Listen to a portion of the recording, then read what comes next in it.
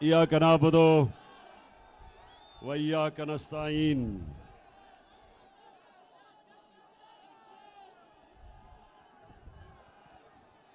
महमूद खान वजीर आला पख्तूनख्वा, मैं सबसे पहले आज आपसे अपील करता हूं कि एक बड़ा स्टेडियम बनाए दीर के लोगों के लिए। मुझे ये दरख्तों पे लोग, छतों पे लोग, सारी जगह लोग जो खड़े हैं, मुझे पता है पहाड़ी इलाका है, पता है पहाड़ी इलाका है, लेकिन कोई ना कोई जगह ढूंढ के पहाड़ी के ऊपर बुलडोजर चला के एक बड़ा सा स्टेडियम बनाएं ताकि नौजवान खेल सके। यहां हमारी पॉलिसी है कि अपने नौजवानों के लिए सारे पाकिस्तान में ग्राउंडें बनाई जाए, खेलों की ग्राउंडें बनाई जाए और कम से कम हर बड़े शहर में 2 या 3 बड़े स्टेडियम बनाए जाएं ताकि हमारी नौजवान आबादी खेल भी सके, क्रिकेटर्स निकल सके, हॉकी प्लेयर निकल सके और तहरीक इंसाफ अपने जलसे भी कर सके। अच्छा जी, दीर के और सारे मुझे नौजवान नजर आ रहे हैं, थोड़े से मेरी तरह के बुजुर्ग भी नजर आ रहे हैं, बच्चे भी नजर आ रहे हैं। मैंने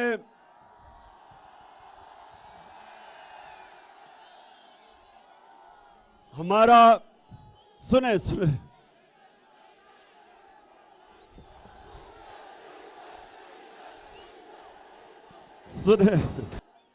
दीर सुनो, हमने हमारा प्रोग्राम इधर जलसे का 4:30 बजे थे, हमने यहां 4:30 बजे आना था, लेकिन यहां से खबर आई कि 2:30 बजे ही सारी ग्राउंड फुल हो गई है। तो ये एक अल्लाह का करम है कि दोपहर की गर्मी और सारी ग्राउंड भरी हुई और लोग जुड़े खड़े, ये शो करता है, ये इससे वाज़ेह होता है कि सारा पाकिस्तान आज एक आवाज लगा रहा है कि इंपोर्टेड हुकूमत नामंजूर, इंपोर्टेड हुकूमत। अब नौजवानों सुनना मेरे से, आपको पहले बता दूं कि ये साजिश थी क्या, गौर से सुनना, आगे चुप सुनना, क्योंकि मेरा काम है अपने पाकिस्तानियों को शऊर देना, अपने मुल्क को इसकी दिफा के लिए, राय हक के लिए, इंसाफ के लिए, अपनी कौम के लिए। मैं चाहता हूं कि हमारा नौजवान अपनी कौम के लिए खड़ा हो और कभी किसी की गुलामी कबूल ना करे। हम नौजवानों, ये जब पाकिस्तान बना था, मेरे वालिदैन उन्होंने तहरीक पाकिस्तान में शिरकत की थी और सबको पता है कि जो तहरीक इंसाफ का जो मंशूर था, वो तहरीक पाकिस्तान और करारदाद पाकिस्तान से हमने लिया था। तो पाकिस्तान बनने का नारा था, जिस तरह भी कहा गया कि पाकिस्तान का मतलब क्या, मेरा तेरा रिश्ता क्या, यानी बलोचिस्तान, पुराना कबाली इलाका, पख्तूनख्वा, पंजाब, सिंध, हमारा रिश्ता ला इलाहा इल्लल्लाह है। ये हमें इकट्ठा रखता है, ये सारे पाकिस्तान को इकट्ठा रखता है। जो मुसलमान हिंदुस्तान में थे और जो पाकिस्तान नहीं आ सकते थे, उन्होंने भी पाकिस्तान को वोट दी, क्योंकि वो भी उनका हमारे से रिश्ता था, ला इलाहा इल्लल्लाह। तो नौजवानों, ला इलाहा इल्लल्लाह का दावा करना एक बड़ा बोझ है, आसान नहीं है। जब आप अल्लाह को कहते हैं कि अल्लाह तेरे सिवा मैं किसी के सामने नहीं झुकूंगा, नौजवानों, ये बड़ा दावा है। ये एक छोटे इंसान को बड़ा इंसान बना देता है, इंसान में गैरत दे देता है, इंसान को पर लगा देता है, इकबाल का शाहीन बन जाता है। एक इंसान जो जमीन पे रींग रहा होता है, ला इलाहा इल्लल्लाह जब उसके दिल में आता है तो वो परवाज कर जाता है। तो इसलिए, और नौजवानों ये गौर से मेरी बात सुने, वो पाकिस्तानी हूं जिसने सारी दुनिया देखी है। इस नतीजे पे शुरू में नहीं मैं आया, मैं अपने तजर्बे से इस फैसले पे आया हूं कि जब तक हम अपने नजरिए पे नहीं उतरेंगे, जब तक पाकिस्तान जिस नजरिए पे ये बना था, हम वापस उस नजरिए पे नहीं जाएंगे। हम कभी वो कौम नहीं बन सकते जो इल्लामा इकबाल की ख्वाब थी। इस्लामी फलाही रियासत, एक मिसाली रियासत जिसके लिए हमारे अजीम लीडर कायदे आजम ने जद्दोजहद की थी। इसलिए ये जो अमरीकी साजिश और अमरीकी साजिश के साथ इस्राएली और हिंदुस्तान की साजिश, इन तीनों ने मिलकर साजिश की। इन्होंने मिलकर बूट पॉलिश करने वाला चेरी ब्लॉसम शहबाज शरीफ को हमारे ऊपर मुसल्लत किया। उसको इसलिए नहीं लेके आए कि उसमें कोई काबिलियत थी, उसको इसलिए लेके आए कि जो हुक्म इसके आका करेंगे, जिनके ये बूट पॉलिश करता है, ये सारे हुक्म मानेगा।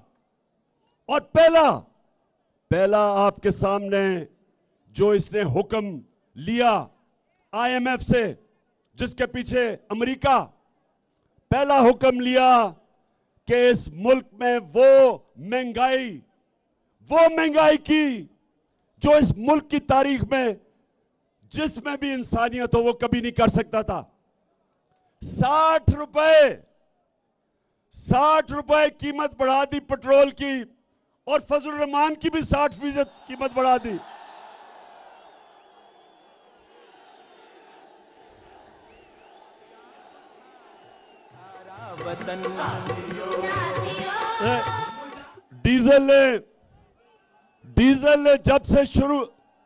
डीजल को जब पता चला कि उसकी कीमत 60 रुपए बढ़ गई, वो उम्रा करने चला गया।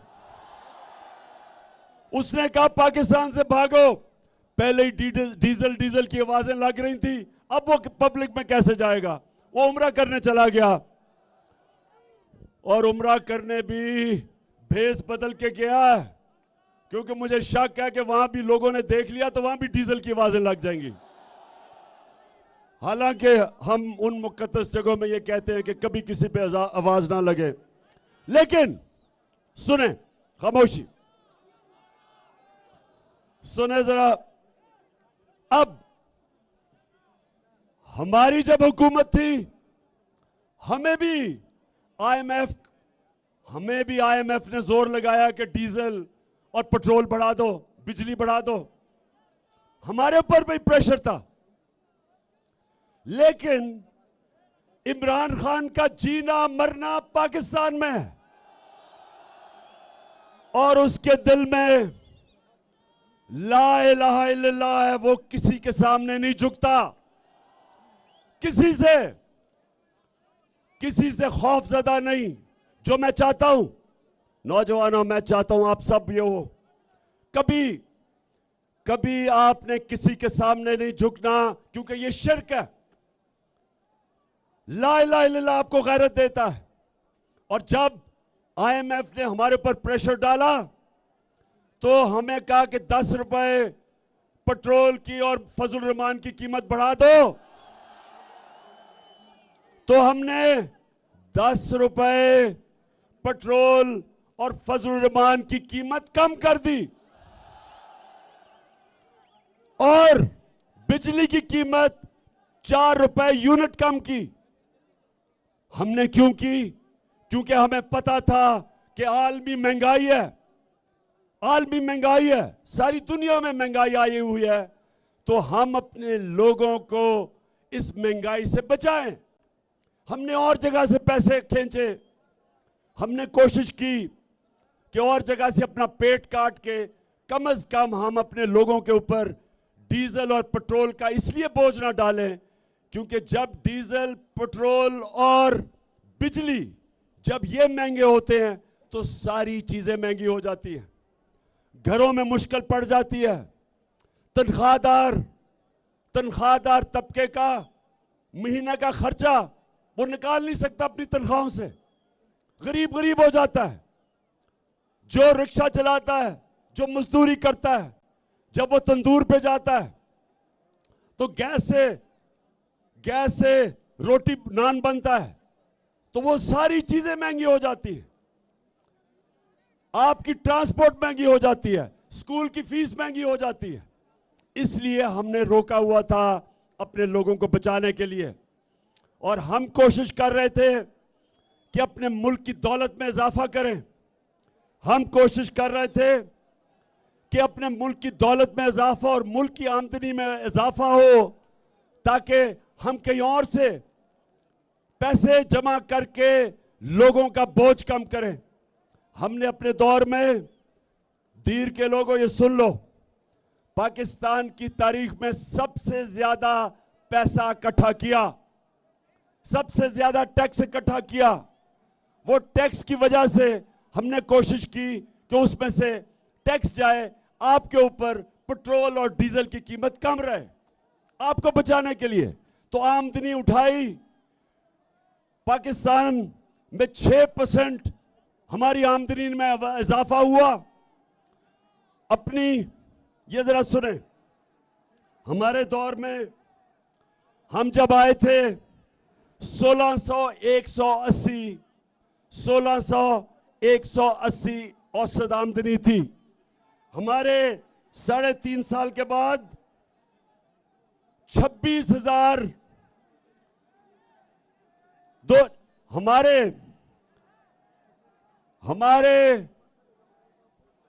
फिर से मैं बताता हूं, हम जब आए थे 16,180 औसत आमदनी थी, यानी अमीर गरीब के मिला के जो औसत आमदनी है वो 16,180 थी। हमारे 3.5 साल के बाद 26,300 औसत आमदनी हुई, 62% ऊपर गई, 62% ऊपर गई। कौम की दौलत की बढ़ाने की कोशिश की और उधर से फिर टैक्स ज्यादा इकट्ठे किए और उससे कोशिश की कि अवाम के ऊपर बोझ कम हो। हेल्थ कार्ड लेके आए कि हर खानदान के पास 10 लाख रुपए की हेल्थ इंश्योरेंस हो, किसी भी अस्पताल में अपना इलाज करवा सके। एहसास के प्रोग्राम लेके आए, कामयाब पाकिस्तान के गरीबों को सूद के बगैर कर्जे दिए जाएं, बिजनेस के लिए, किसानों के लिए।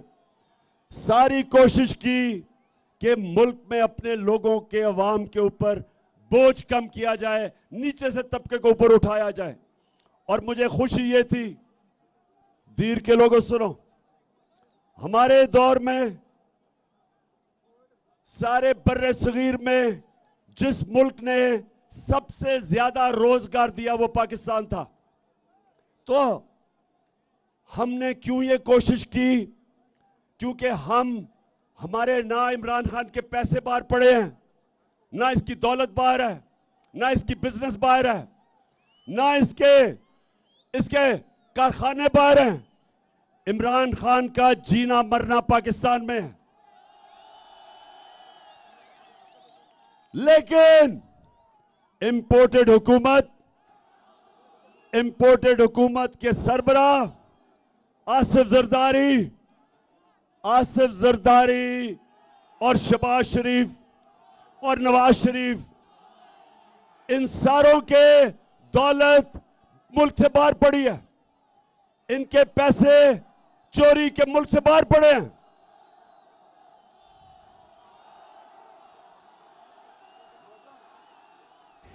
जो लोहे दिल पे लिखा है हम देखेंगे, लाजिम है कि हम भी देखेंगे। सो आज रात को एक और तोहफा दिया इस इंपोर्टेड हुकूमत ने। पहले पेट्रोल और डीजल 60 रुपए लीटर बढ़ा दिया। अब रात के अंधेरे में 45% गैस की कीमत बढ़ा दी। 45% गैस की कीमत बढ़ा दी।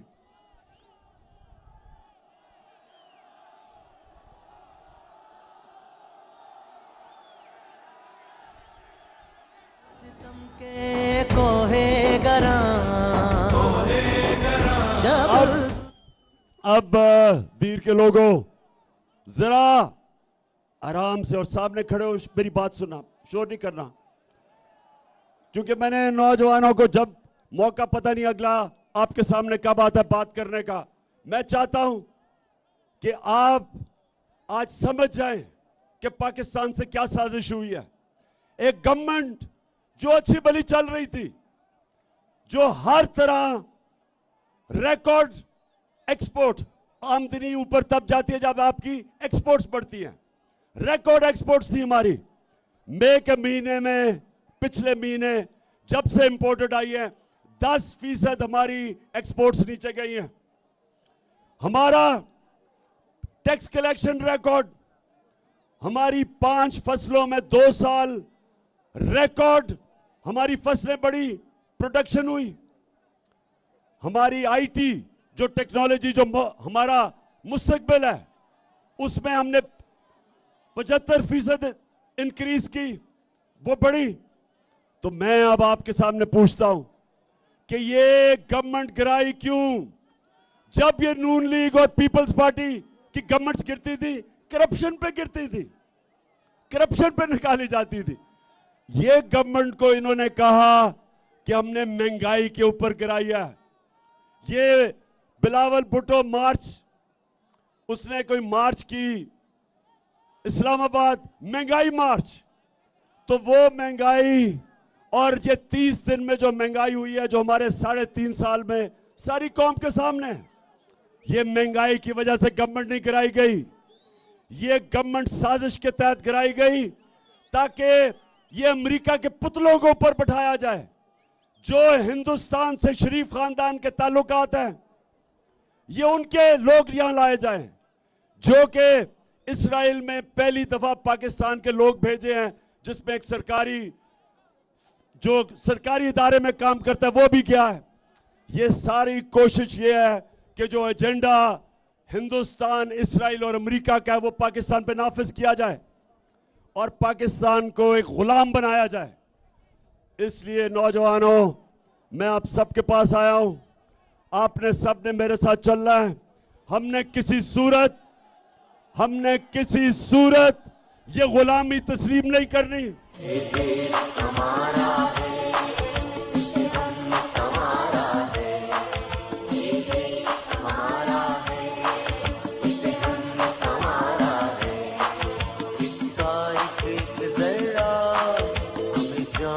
प्यारा है इसका एक जरा, हमें जान से प्यारा है। ये देश हमारा है। मैं सुने जरा, खामोशी। महमूद खान ने आपको बताया कि इनके 2 महीने में कीमतें कितनी बढ़ी। मैं जरा सिर्फ आपको अब गिना दूं कि आटे की कीमत, सुनते जाए जरा, आटा 38% बढ़ा, 38%, गोश्त, बड़ा गोश्त 20% बढ़ा, चावल 41% बढ़े। ये सिर्फ 30 दिन में है। चिकन, मुर्गी, जो कि वो हमजा शरीफ की मुर्गी का कारोबार है, वो 62% मुर्गी का कीमत बढ़ी, जिसको हमजा मुर्गी कहते हैं।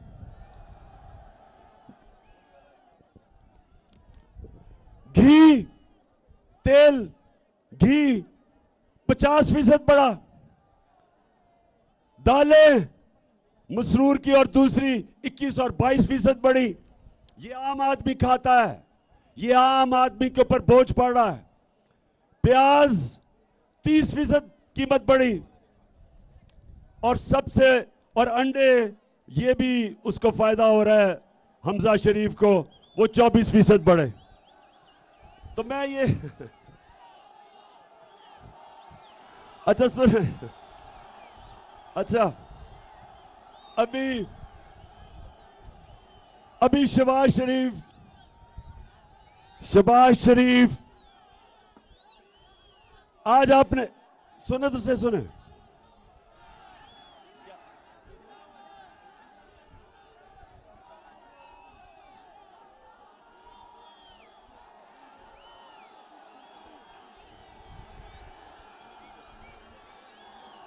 पाकिस्तान है, ये मेरा पाकिस्तान है, तेरा पाकिस्तान है, ये मेरा पाकिस्तान है। देखिए, पहले मैं शहबाज शरीफ की बात कर लूं। आजकल उसकी आपने शक्ल गौर से देखी है, बहुत घबराया हुआ है, शक्ल पे अजीब सा खौफ आया हुआ है। कहता मुझे पता ही नहीं था कि क्या बारूद की सुरंगें बनाई हुई हैं। शहबाज शरीफ, मैं तुम्हारे से एक सवाल पूछता हूं अपने दीर के नौजवानों के सामने कि शहबाज शरीफ, अगर आपसे हुकूमत नहीं होती थी तो ये साजिश की क्यों? आज कह रहे हैं जी बड़ी मुश्किल हालात है, तो ना साजिश करते। आज कह रहे हैं जी इमरान खान की वजह से सब कुछ हुआ, तो इमरान खान को रहने देते। फिर तो जिम्मेदारी मेरी होनी थी। अगर इतनी साजिश करके, बूट पॉलिश करके और अपनी शक्ल बूट के अंदर देख के इतने जबरदस्त तरीके से बूट पॉलिश करके अब इक्तिदार में आ गए हो, तो अब जिम्मेदारी लो। हम जब आए थे, जो तुम्हारी हुकूमत गई थी, पाकिस्तान की तारीख का सबसे बड़ा बैरूनी खसारा था, सबसे ज्यादा बिजली का खसारा था, जिसको गर्जी कर्जा कहते हैं, सर्कुलर डेट, सबसे बड़ा था। आपने हमारे ऊपर इतने बड़े बारूदी सुरंगें बना के छोड़ के गए थे, लेकिन हमने अपने मुल्क को उठा लिया, मुश्किल से निकाल लिया। अब तुम्हारा काम है, साजिश की है, अब जरा ठीक करके दिखाओ, बजाय इधर उधर ना भागो, तुर्की ना जाओ, अभी यहां बैठ के काम करो। ये बजाय काम करने के कहते जी शहबाज शरीफ सुबह 7 बजे काम पे पहुंच जाता है, तो 7 बजे अगर काम पे पहुंच जाता है, तो ये जो उसने अवाम का माशी कत्ल, जो महंगाई के समुद्र में अवाम को डुबो दिया है, क्या 7 बजे ये करने आता है ऑफिस? बड़ा हम सुनते थे, बड़ा जी शहबाज शरीफ जबरदस्त काम करता है। शहबाज शरीफ का काम सिर्फ इश्तिहारों में होता था, हर इश्तिहार के अंदर शहबाज शरीफ की शक्लें। असल काम अब पता चलेगा कि हमने एक मुल्क जिसका दिवालिया निकाला हुआ था तुमने, उसको उठा के हम ऊपर लेके गए। जब से तुम आए हो मुल्क तेजी से नीचे जा रहा है। आज जो बाहर के इदारे हैं जो मुल्क की माशियत के ऊपर बात करते हैं, ब्लूमबर्ग, मूडीज, जिसने पाकिस्तान की क्रेडिट रेटिंग माइनस कर दी है, आज वो इदारे कह रहे हैं कि पाकिस्तान की माशियत एक नीचे जा रही है तेजी से। आज वो बाहर के इदारे कह रहे हैं महंगाई के अलावा हमारा रुपया गिर रहा है, 200 रुपए पे डॉलर पहुंच गया है। हमारा जो फॉरेन एक्सचेंज रिजर्व्स जिसकी वजह से रुपए को रखते हैं वो नीचे गिर गए हैं। आज जो हमारी माइशत है वो उधर जा रही है कि मुल्क को खतरा है। हमने जो नेशनल सिक्योरिटी पॉलिसी बनाई थी पहली दफा पाकिस्तान में, उसने कहा, उसके मुताबिक सारों से जब हमने बात करके बनाई थी तो उस पॉलिसी के मुताबिक सिर्फ फौज मुल्क को नहीं हिफाजत कर सकती जब तक आपकी माइशत भी मजबूत ना हो। यह नेशनल सिक्योरिटी का इशू है। जिस तरह माइशत कमजोर होगी हमारी सिक्योरिटी कमजोर होगी। जिस तरह सोवियत यूनियन की मिसाल है कि सोवियत यूनियन दुनिया की सबसे ताकतवर अमेरिका के साथ फौज थी, लेकिन जब उसकी माइशत गई तो वो टूट गया। हमारे सामने लेबनान, दुबई की जगह एक वक्त पे सारे दुनिया लेबनान जाती थी दुबई की जगह। आज वो मुल्क बैंकरप्ट हो गया। 60% आबादी उसकी गुर्बत की लकीर से नीचे चली गई। तो मुल्क, अगर हम आज मेरी तरह के लीडर ना बताएं कि मुल्क किधर जा रहा है, हम अपने मुल्क से ज्यादती करेंगे। ये इस तरह है कि जिस तरह बाप आप अपने बेटे को कहता है कि अगर तुम ये रास्ता इख्तियार करोगे तुम अपनी तबाही का रास्ता ले रहे हो।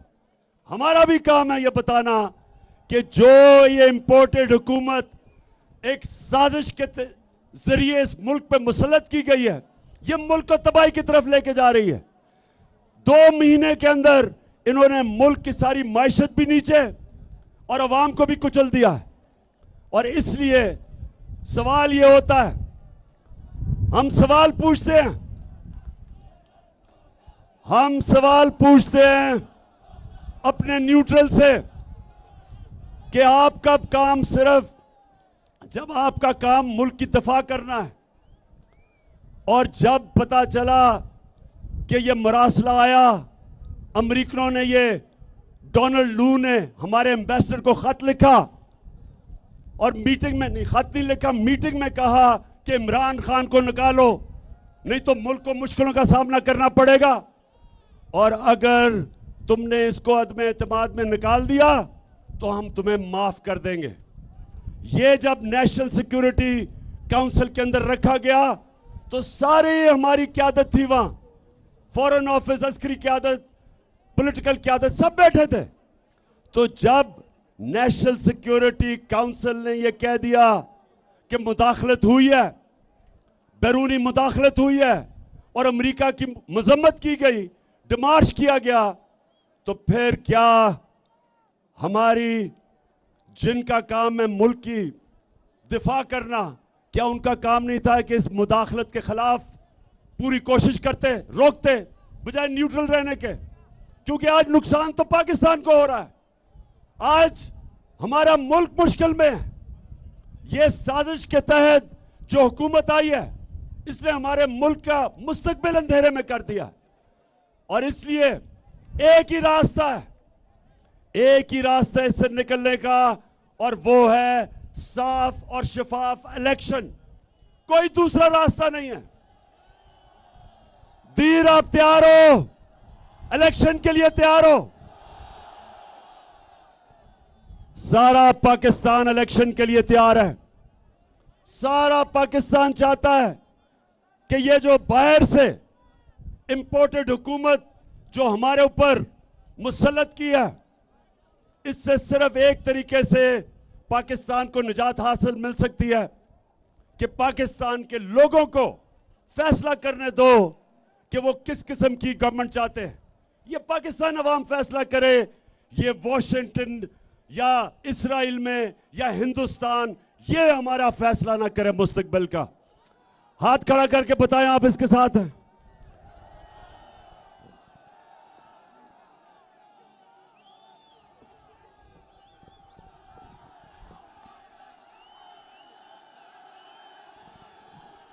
माशाल्लाह माशाल्लाह। अच्छा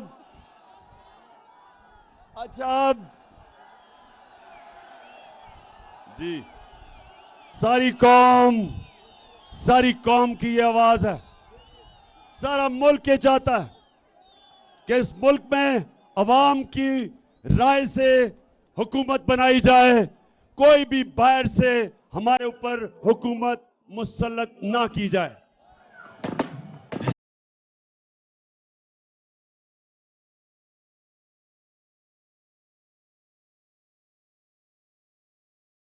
अच्छा दीर, आखिर में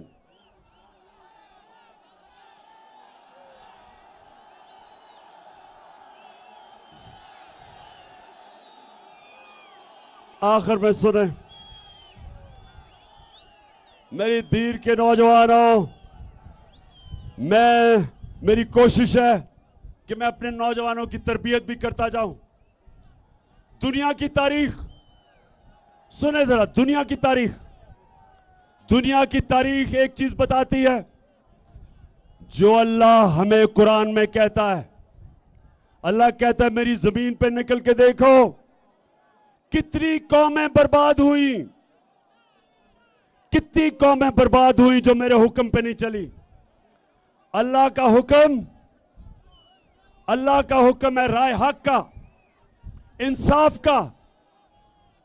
जो कौम जुल्म का मुकाबला नहीं करती, जो कौम जुल्म के बुत के सामने झुक जाती है, जो कौम इंसाफ के लिए नहीं खड़ी होती, अल्लाह उसको खत्म कर देता है और नई कौम ले आता है। कुरान की आयत है कि मैं किसी और कौम से तब्दील कर देता हूं।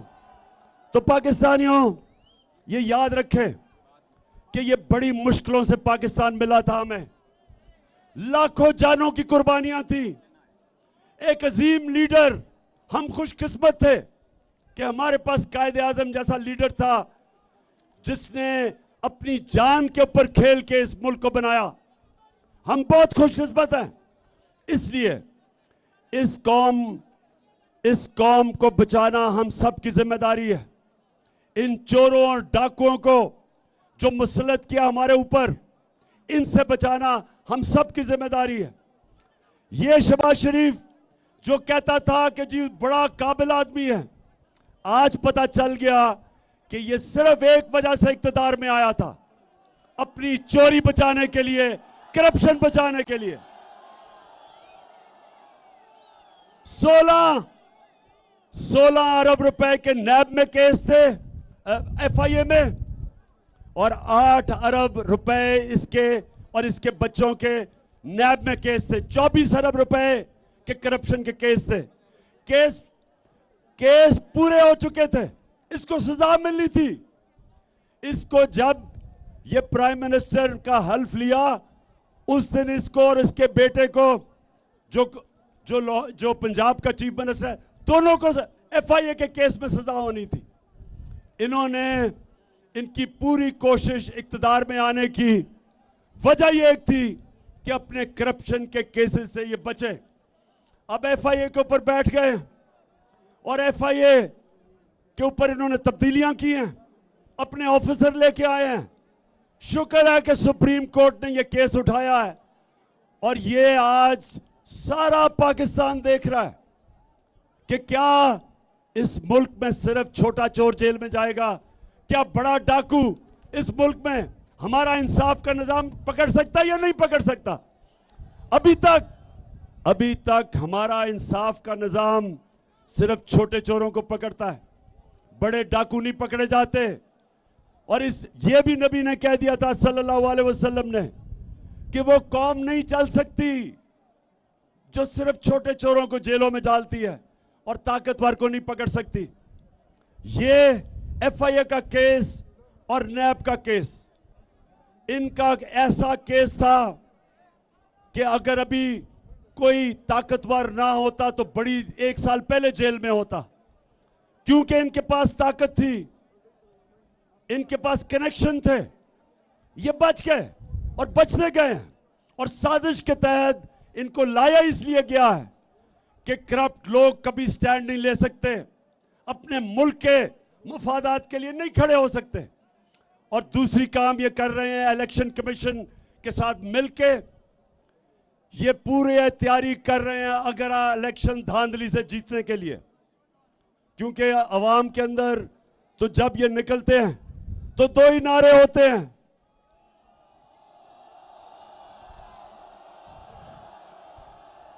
चोर और दूसरा नारा चोर और गद्दार, 2 नारे हैं। तो इसलिए इलेक्शन कमीशन को साथ मिला के ये धांधली की तैयारी कर रहे हैं। और तीसरी चीज, ये पूरा जुल्म, इन्होंने कभी भी, हमने ऐसा जुल्म नहीं देखा जो हमने 25 और 26 की रात के बीच में, जो इन्होंने हमारे मुल्क में पुलिस को जिस बेदर्दी से इस्तेमाल किया, वहां औरतें थे, बच्चे थे, जिस तरह टेयर गैसिंग की, लोगों के घरों में रात को पुलिस ने जा जा के जिस तरह औरतें और बच्चों, जिधर औरतें बच्चे थे उनकी भी फिक्र, चादर और चार दीवारी की, जिस तरह इन्होंने जिस तरह जुल्म किया, सारे पाकिस्तान ने देखा। अब ये कर क्या रहे हैं, पाकिस्तान में दहशत फैला रहे हैं, दहशत फैला के लोगों को डरा रहे हैं, खौफजदा कर रहे हैं कि लोग इनके सामने निकले ना। तो मेरे पाकिस्तानियों, मैं वो हमेशा कल भी बताया, आज भी कहता हूं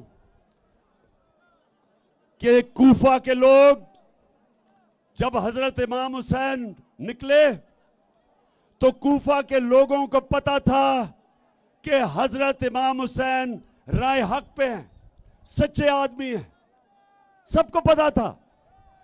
लेकिन यजीद से डर के उन्होंने उनकी मदद नहीं की।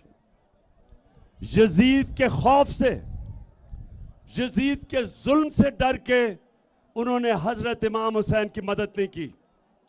हमेशा कूफा के लोग पछताए, उसके बाद लोगों को, दुनिया ने उनको बुरा भला कहा, उन्होंने अपने आप को बुरा भला कहा कि हमने क्यों नहीं हजरत इमाम हुसैन की मदद की। हर दौर में दीर के लोगों, हर दौर में यजीद होते हैं, ये हैं इस दौर के यजीद। और आपको सबको मैं आज कह रहा हूं कि सारी कौम ने अगर अब हक और सच के साथ ना निकले और इन यजीदों से डर के, इनकी दहशत से डर के, खौफ के बुत के सामने झुक गए, तो तारीख हमें माफ नहीं करेगी, जिस तरह तारीख ने कूफा के लोगों को कभी माफ नहीं किया। आपके आने वाले नस्लें आपको माफ नहीं करेंगी। मैं अपने सारे पाकिस्तान को कह रहा हूं कि ये वक्त है इनके सामने खड़ा होने का, इन डाकुओं के, चोरों के और अमरीकियों के नौकरों के, इनके खिलाफ खड़ा होने का ये वक्त है। और इंशाअल्लाह मैंने ये फैसला किया है कि ये मेरे मुल्क के लिए जहाद है, हर आखिर तक जाऊंगा इनका मुकाबला करने के लिए।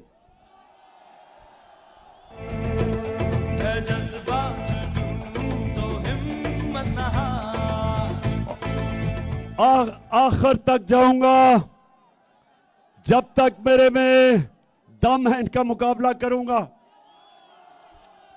क्या आप भी सब हाथ खड़ा करके सारी जगह बताएं कि आप सब तैयार हैं? मेरे साथ निकलोगे आप सब? इंशाअल्लाह, इंशाअल्लाह, और जीत इंशाअल्लाह हमारी होगी। पाकिस्तान जिंदाबाद।